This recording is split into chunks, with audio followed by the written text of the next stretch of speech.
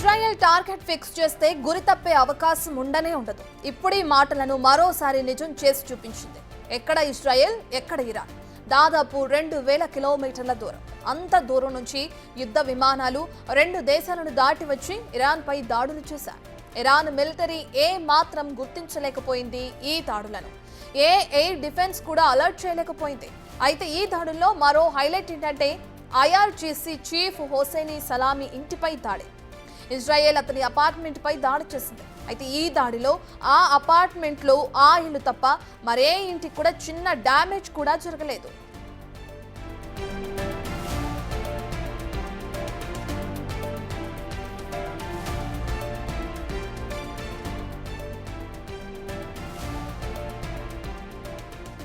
Iran పై ఏ విధంగా అయితే Israel దాడికి తెగబడిందో దీనికి సంబంధించిన పూర్తి డీటెయిల్స్ అందించడానికి మా ప్రతినిధి విజయ్ అందుబాటులో ఉన్నారు.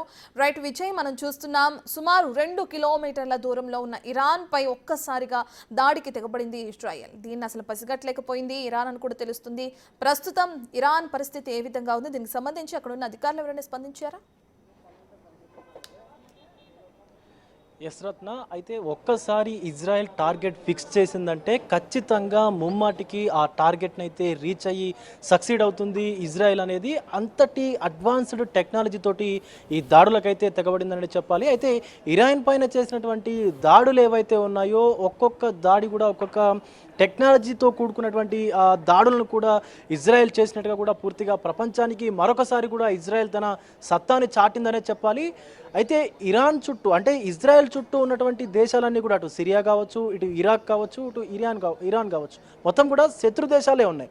అయితే ఇరాన్లో సుమారుగా 2000 కిలోమీటర్లకు పైగా దూరం ఉన్నటువంటి ఇరాన్లో ఉన్నటువంటి ఏదైతే ఇరాన్లో ఉన్నటువంటి రెవల్యూషనరీ చీఫ్ ఎవరైతే ఉన్నారో, ఆర్మీకి సంబంధించినటువంటి చీఫ్ ఎవరైతే ఉన్నారో ఆ కమాండర్ని 2000 కిలోమీటర్ల పైచిలకు దూరంలో ఉన్నా కూడా అత్యంత ఖచ్చితత్వంతో అసలు పక్క ఫ్లాట్ల వాళ్ళకి ఆవగించంత కూడా హాని జరగకుండా, కనీసం ఆ ఫ్లాట్కి అంటే ఆ అపార్ట్మెంట్కి ఎలాంటి డ్యామేజ్ కూడా జరగకుండా మనం చూస్తా ఉన్నాం. ఆ విజువల్స్లో చూస్తుంటే అసలు పక్కన ఉన్న ఫ్లాట్ వాళ్ళకి కరెంటు కూడా ఇంకా సరఫరా అవుతూ ఉంది. దాడి తర్వాత కూడా కనీసం ఆ లైట్లు కూడా ఆగిపోలేదు. అంటే అంత అడ్వాన్స్డ్ టెక్నాలజీ ఈ ఇరాన్ మీద ఇజ్రాయెల్ ఉపయోగించిందనే చెప్పాలి. అయితే కేవలం ఆ హుసేనీ సలామీ ఉన్నటువంటి ఆ అపార్ట్మెంట్ని భాగంగా చేసుకొని ఆ అపార్ట్మెంట్లో తను ఏ ఫ్లాట్లో అయితే ఉన్నాడో సుమారుగా 6వ అంతస్తులో తను నివాసం ఉంటున్నట్టుగా పక్కా ఇంటెలిజెన్స్ అధికారుల సమాచారంతో ఇజ్రాయెల్ అయితే దాడి చేసింది. ఇక్కడి నుంచి ఇజ్రాయెల్ నుంచి దాడి చేయగా 2000 కిలోమీటర్ల దూరంలో ఉన్నటువంటి టార్గెట్ని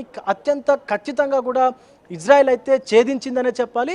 మరొకసారి కూడా ప్రపంచానికి ఇజ్రాయెల్ యొక్క టెక్నాలజీ సత్తా గురించి కూడా మరొకసారి కూడా బహిర్గతమైనట్టుగా కూడా తెలుస్తూ ఉంది. అయితే ఆ న్యూక్లియర్కు సంబంధించినటువంటి ఆ ప్లాంట్స్ మీద దాడులు చేస్తూ ఇజ్రాయెల్ అయితే ఇటు ఆర్మీ చీఫ్ కమాండర్తో పాటు అక్కడ ఉన్నటువంటి